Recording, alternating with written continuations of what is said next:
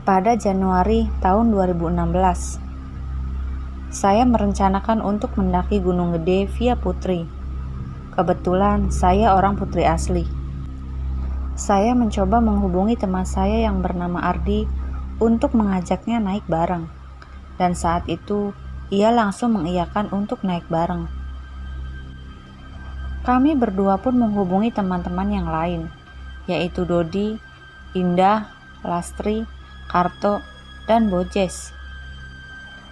Alhasil, mereka semua mau ikut untuk naik puncak. Karena kebetulan hitung-hitung reunian waktu masa-masa sekolah. Hari Sabtu pagi, teman saya Ardi datang ke rumah untuk menyiapkan perlengkapan puncak nanti. Selang beberapa menit, kelima teman yang lain pun ikut menyusul datang ke rumah. Waktu itu tepat jam 9 pagi. Kami pun berangkat menuju terminal Gunung Putri. Namun, saat sampai di terminal Putri, saya berbicara kepada keenam teman saya dan meminta izin untuk balik lagi ke rumah dengan alasan ada yang ketinggalan. Padahal sebenarnya saya pergi untuk membeli minuman beralkohol tanpa sepengetahuan mereka. Disinilah letak kesalahan saya. Karena saya merasa jika saya asli orang kaki Gunung Gede, saya berpikir tidak akan terjadi apa-apa kalau muncak ke gunung dengan membawa minuman beralkohol. Selang 30 menit kemudian, saya pun mendatangi mereka dan berkumpul kembali. Kami pun meminta izin kepada seseorang yang bisa disebut Kuncen Gunung Gede. Tapi ia kini sudah meninggal pada 2018 lalu. Pada saat saya, Ardi, dan Karto meminta izin kepada bapak itu, sontak bapak itu berbicara kepada saya. Nak, kalau mau naik gunung, jangan suka macam-macam. Harus jaga sikap dan harus banyak istighfar. Itu si Neng berdua, ada yang halangan gak? Lanjut bapak itu. Indah dan Lastri pun menjawab, lagi enggak kok, aman pak. Tapi entah kenapa, bapak itu terus melihat saya dengan tatapan tajam. Dalam hati saya berkata, mungkin dia tahu apa yang saya bawa di dalam tas. Tapi saya mencoba untuk tidak menghiraukan dan pura-pura tidak membawa apa-apa. Berpamitan dan minta izin pun sudah kami lakukan. Tepat pukul 10:30 kami melanjutkan perjalanan melewati kebun sayuran para tetangga saya. Di tengah perjalanan menuju pos 1, saya memberitahu mereka kalau saya membawa minuman beralkohol. Namun Dodi, Bojes, Karto, dan Ardi tidak marah, bahkan mereka memintanya untuk diminum bersama-sama dengan alasan untuk menghangatkan tubuh. Tapi Indah dan Lastri sempat marah-marah kepada kami. Lu mah pada gak bisa dipegang omongannya, udah tahu jangan bawa minuman begituan, malah dibawa. Dasar bodoh. Turut itu omongan si bapak tadi, ucap Lastri dan Indah. Kami pun tak menghiraukan celotehan mereka berdua. Tapi Ardi sadar kalau yang kami lakukan sudah salah, dan Ardi pun tidak ikut-ikutan. Ia lebih memilih untuk nurut pada pesan bapak tadi. Tapi saya dan ketiga teman saya, Karto, Bojes, dan Dodi, tetap meminum minuman itu. Dan kami berempat sungguh sangat sompral dan tidak bisa menjaga ucapan di sepanjang perjalanan karena di bawah pengaruh minuman alkohol. Namun, berbeda dengan tiga teman saya yang lain. Mereka sangat menjaga ucapan dan tingkah laku di sepanjang perjalanan. Singkat cerita, sampailah kami di pos 1, dan disinilah awal mula kami mendapatkan teror. Padahal hari masih siang waktu itu. Tepat pukul 12 siang, di dalam bangunan pos 1, mulai ada suara-suara mengeram, tapi cuma didengar oleh kami berempat. Sontak, saya pun kaget. Saya pun berbisik kepada ketiga teman saya. "Woi, kalian denger nggak suara mengeram barusan?" Dan mereka bertiga pun mengiyakan, tanda mereka mendengarnya. Tapi entah kenapa, Ardi, Lastri, dan Indah tidak mendengar suara itu. Lalu, saya suruh Ardi untuk mengeceknya, dan setelah dicek, ternyata tidak ada apa-apa. Kami pun melanjutkan perjalanan lagi dari pos 1 menuju pos 2. Tapi ada yang aneh saat di perjalanan. Saat kami meninggalkan pos 1, saya lihat raut wajah Indah begitu pucat. Saya pun bertanya kepada Indah, "Dah, lu kenapa?" "Ah, biasa aja, gak apa-apa kok," jawab Indah. "Gak usah bohong dah, omongin aja, jangan disembunyiin." Saat itu saya terus mendesak Indah. "Tadi pas di pos 1 ada orang lagi senderan, tapi cuma kelihatan kakinya doang, panjang lagi. Pas kata kalian ada suara itu," ucap Indah kepada kami. Sontak kami pun langsung kaget mendengar ucapan Indah itu. Suasana seketika menjadi hening, sambil tetap kami melanjutkan perjalanan. Di perjalanan menuju pos 2 tidak terjadi apa-apa. Kemudian sampailah kami di pos 2 dan beristirahat sambil makan, ngopi, dan melepas lelah. Selepas kami beristirahat, Ardi pun mendatangi saya yang sedang memasak air. "Din, gimana ini? Mau lanjut ke atas apa enggak? Jadi nggak jelas gini setelah kejadian tadi," ucap Ardi yang mulai terlihat lagu setelah apa yang kami dengar dari Indah.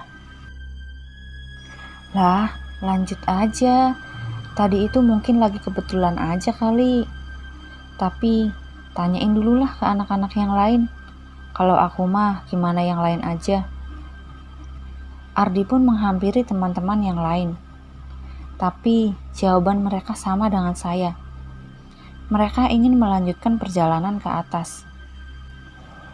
Tapi di saat kami sedang makan dan ngopi, Bojes dan Dodi lagi-lagi tidak bisa menjaga ucapannya.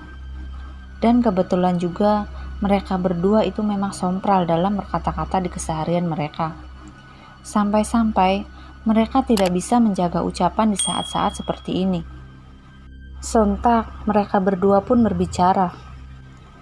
"Jing, lu kalau nanti di perjalanan lihat apa-apa, kasih tahu gue ya. Nanti gue samperin." Hehe, ucap Bojes sambil tertawa. "Iya, nanti gue kasih tahu. Sekalian aja gue tangkep," tambah Dodi. Kami pun langsung memperingati mereka berdua, terutama Lastri dan Indah. Kami pun melanjutkan perjalanan menuju pos 3. Disinilah kendala terbesar yang kami alami. Di tengah perjalanan kami mendengar suara-suara dalam semak-semak dan di belakang pohon. Kami pun tidak menghiraukannya. Di sini saya jalan paling belakang. Tapi entah kenapa perasaan saya mulai gak enak. Serasa ada yang mengikuti dan mengintai kami. Sesekali saya mencoba melihat ke belakang, tapi saya tak melihat apa-apa. Saya pun meminta ke Ardi untuk berganti posisi. Saya minta pindah paling depan dan Ardi menjadi paling belakang. "Ar, kamu di belakang ya? Saya di depan," ucap saya pada Ardi. Akhirnya Ardi pun bertukar posisi menjadi sweeper di belakang. Tapi setelah saya perhatikan, Ardi seperti tidak merasakan apa-apa. Sejenak saya pun berpikir, mungkin ini cuma perasaan saya aja. Namun saat saya bertanya ke Bojes, Dodi, dan Karto, mereka merasakan hal yang sama seperti saya. Kemudian, kami dikejutkan karena di tengah perjalanan, Lastri tiba-tiba pingsan. Mungkin kecapean, pikirku. Kami pun memutuskan untuk membangun tenda sementara untuk Lastri. Di saat kami sedang membangun tenda, Indah meminta kepada kami untuk diantarkan buang air kecil. Ardi pun berinisiatif untuk mengantarkan Indah. Setelah menunggu beberapa saat, Indah pun beres dengan urusannya. Tapi, ia mengatakan sesuatu kepada Ardi tentang apa yang ia lihat saat ia buang air kecil. "Ar, tadi pas aku kencing, berasa kayak ada yang liatin pakai baju putih. Aku jadi gak enak badan gini," ucap Indah pada Ardi. "Wah, bukan gue yang lihat lu. Kan gue di depan lu, Ndah. Jauh lagi. Tapi ya udah, jangan dikasih tahu ke yang lain, nanti mereka panik. Udah gitu, si Lastri pakai pingsan lagi," jawab Ardi pada Indah. Mereka berdua akhirnya kembali ke tenda. Kami pun memeriksa keadaan Lastri dan alhamdulillah Lastri sudah sadar. Tapi saat sadar, Lastri mengatakan kepada kami kalau di sepanjang perjalanan tadi tasnya terasa sangat berat. Padahal isinya hanya selimut dan beberapa logistik. Gak tahu kenapa pas tadi itu biasa-biasa aja. Tapi pas perjalanan pos 3 malah jadi berat, ucap Lastri kepada kami. Setelah kondisi Lastri agak baikan, kami pun melanjutkan perjalanan lagi. Tapi saya dan ketiga teman saya, Dodi, Bojes, dan Karto, tetap saja berbicara sompral. Karena kami berpikir yang kami alami di sepanjang perjalanan mungkin hanya kebetulan saja. Kami pun terus berjalan menuju pos selanjutnya. Tapi entah kenapa, kami merasa tidak sampai-sampai menuju pos 3. Padahal sudah 3 jam kami berjalan. Saya sempat bertanya kepada Ardi, "Ar, ini kenapa ya? Berasa kayak gak sampai-sampai di pos 3. Biasanya kan kita cepet kalau sampai pos 3. Tapi kenapa sekarang berasa lama banget?" "Iya Din, berasa gak sampai-sampai ya?" jawab Ardi pada saya. Ardi pun mengeluarkan golok yang ada di dalam tasnya, dan dia menandai salah satu pohon. Kami pun melanjutkan perjalanan sambil bertanya-tanya di dalam hati.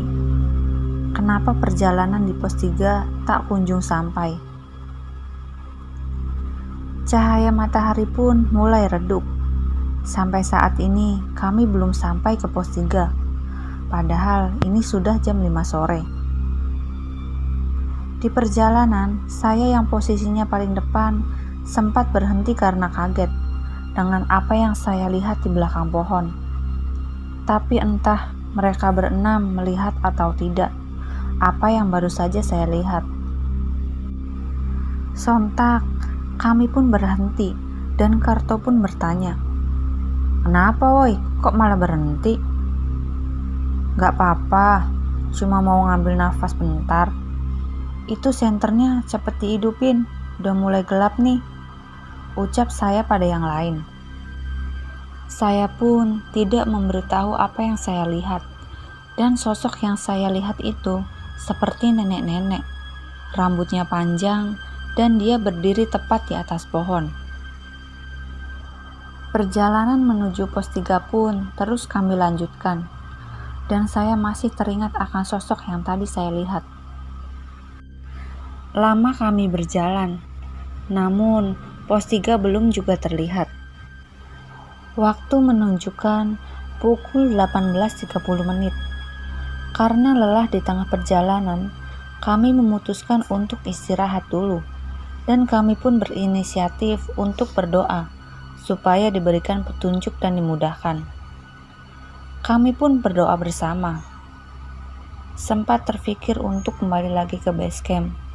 Tapi di sisi lain, Karto dan Indah ingin melanjutkan perjalanan ke puncak.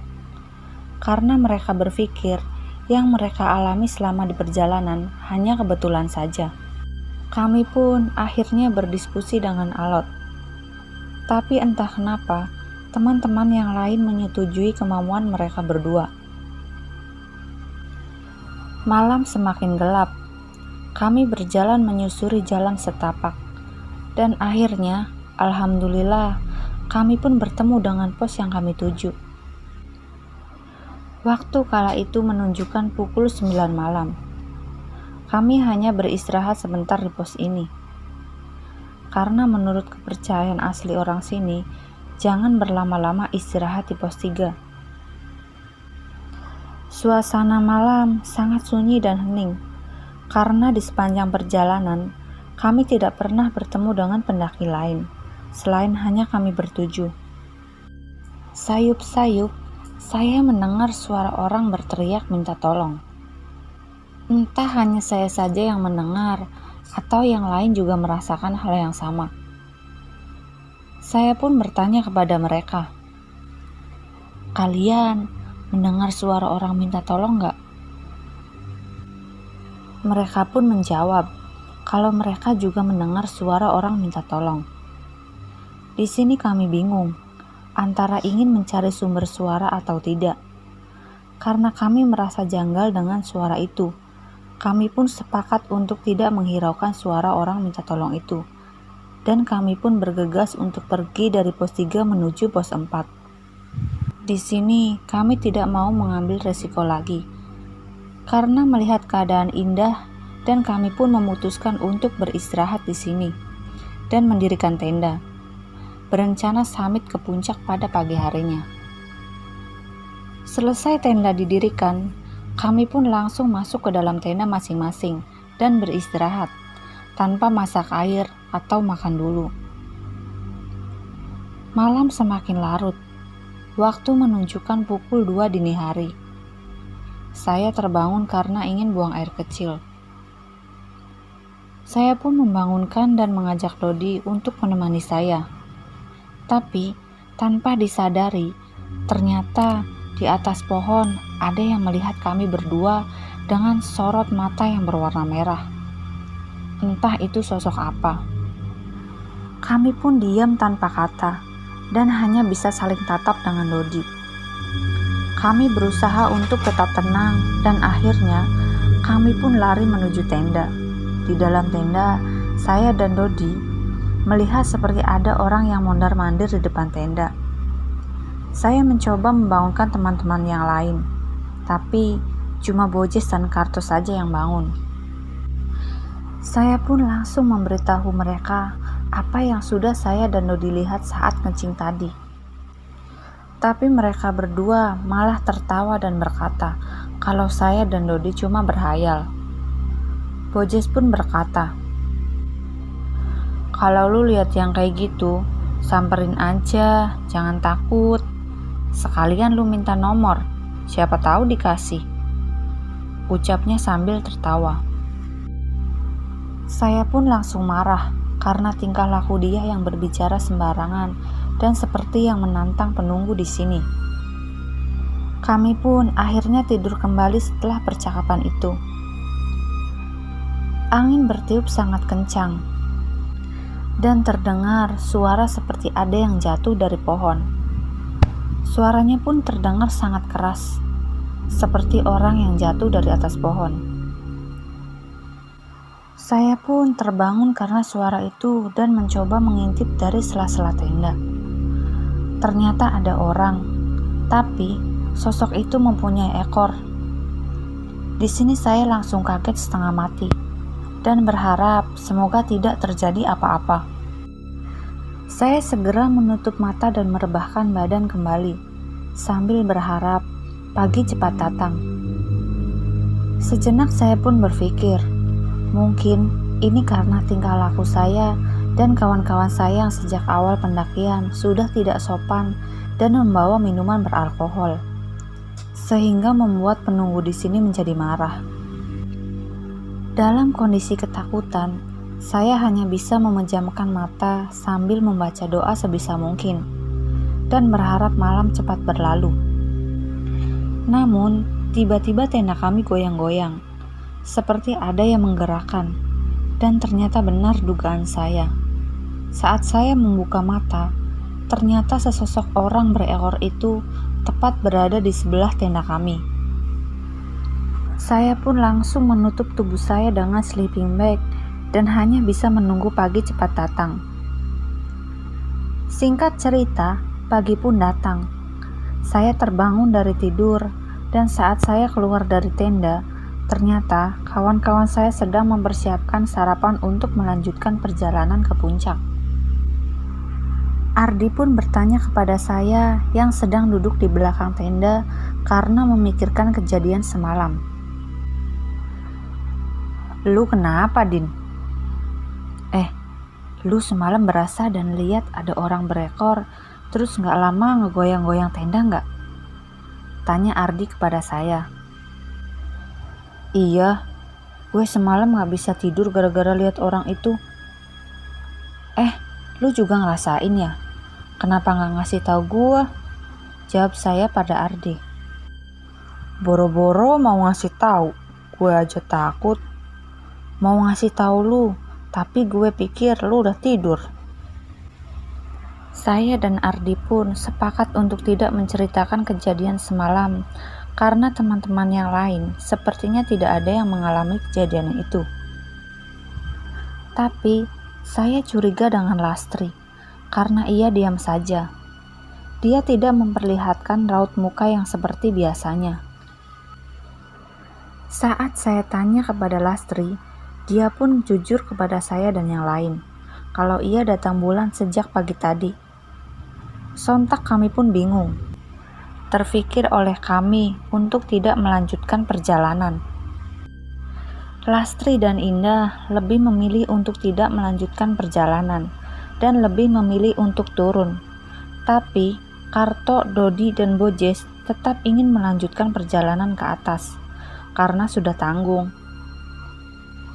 Posisi kami sudah di perjalanan menuju pos 5.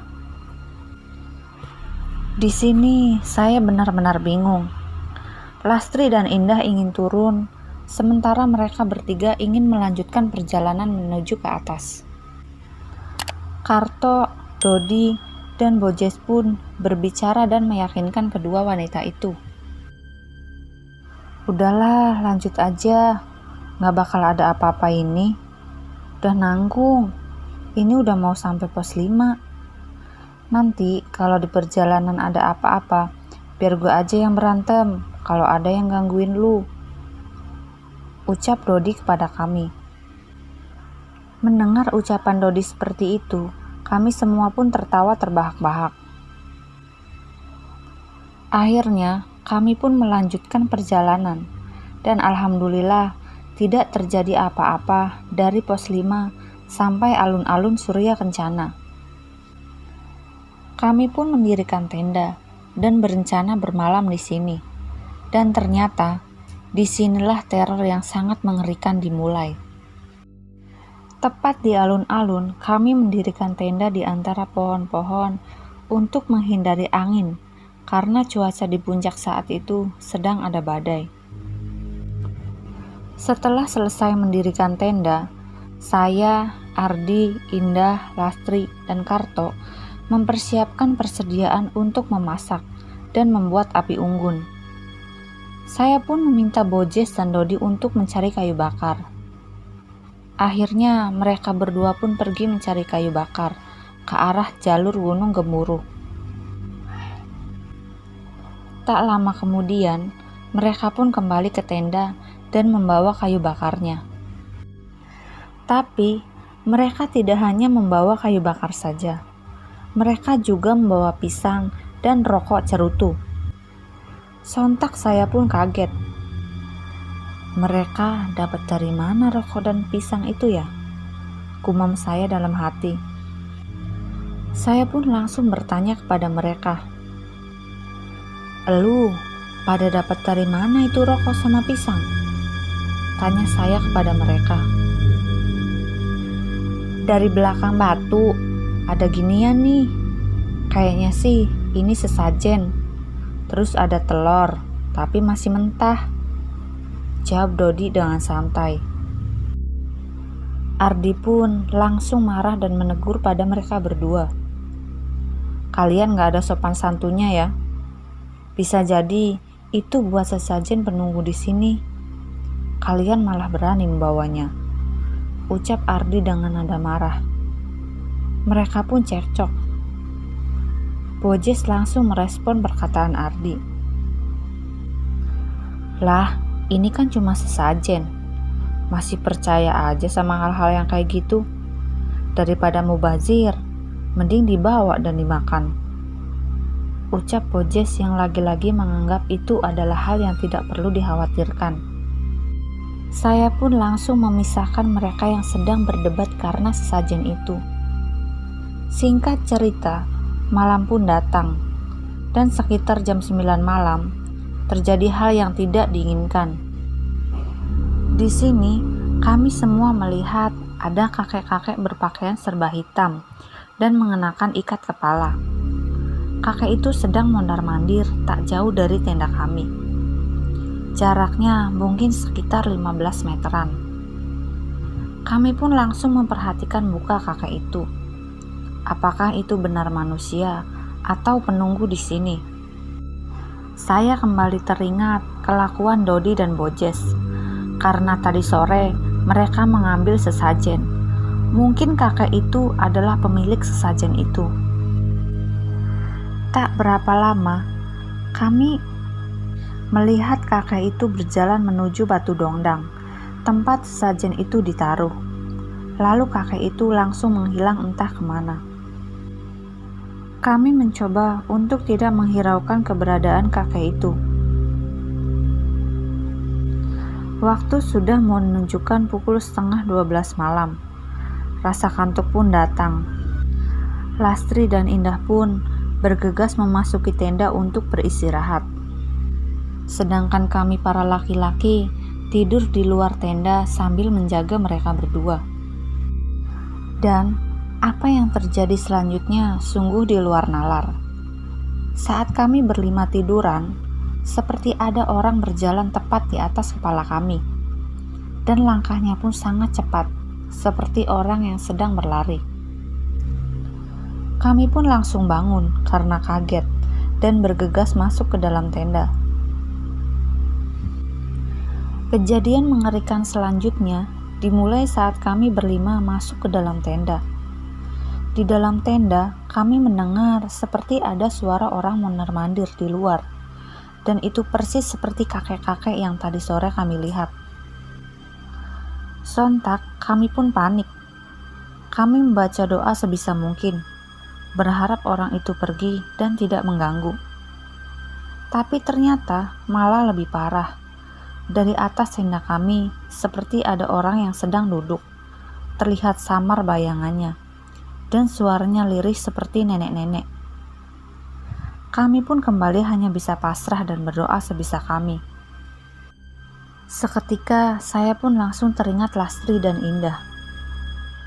Gimana nasib cewek-cewek itu ya? Saya pun langsung bertanya kepada Ardi untuk menghampiri mereka berdua yang sedang berada di tenda sebelah. Ardi pun sama. Ia juga memikirkan nasib mereka berdua di tenda sebelah. Saya dan Ardi mengajak 3 orang yang lainnya untuk ikut keluar.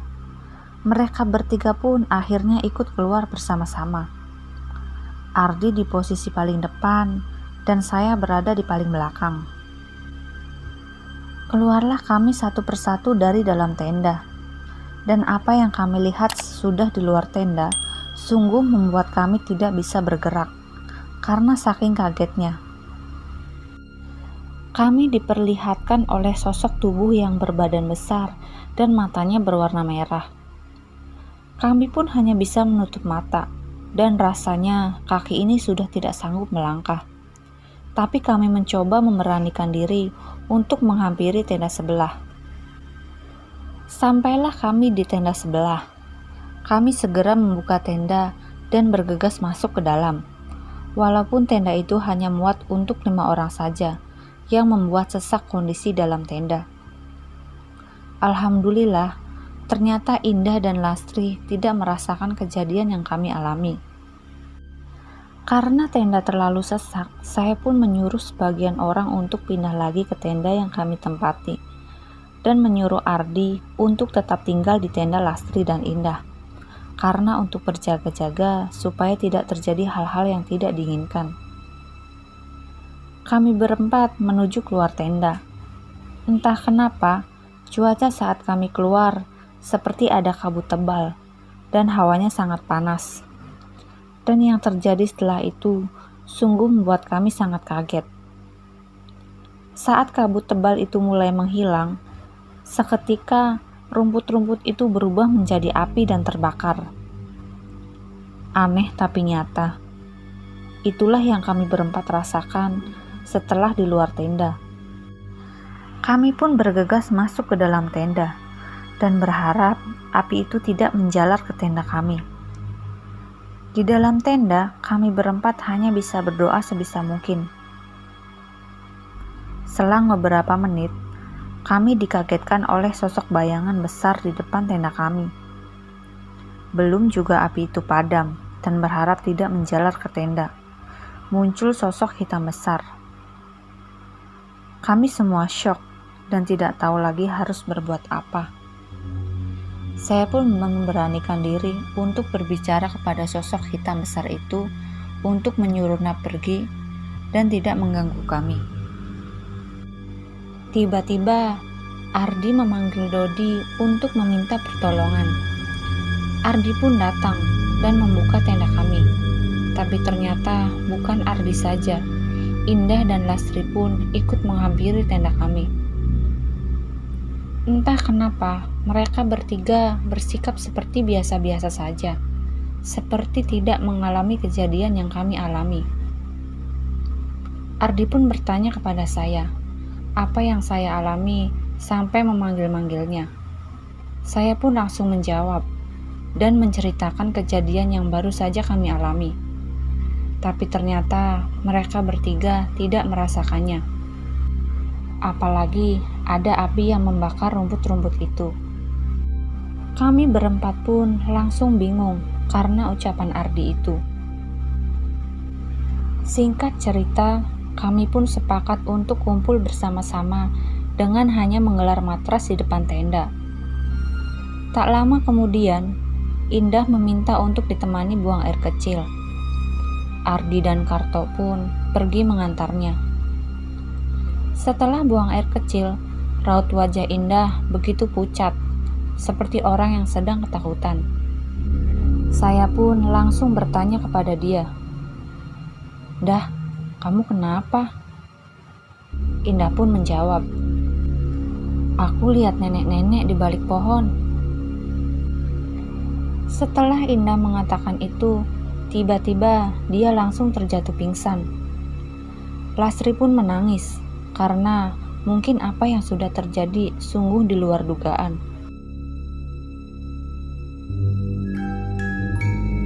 Jika kalian ingin berbagi cerita kepada kami, silahkan DM ke Instagram atau email kami yang ada di kolom deskripsi.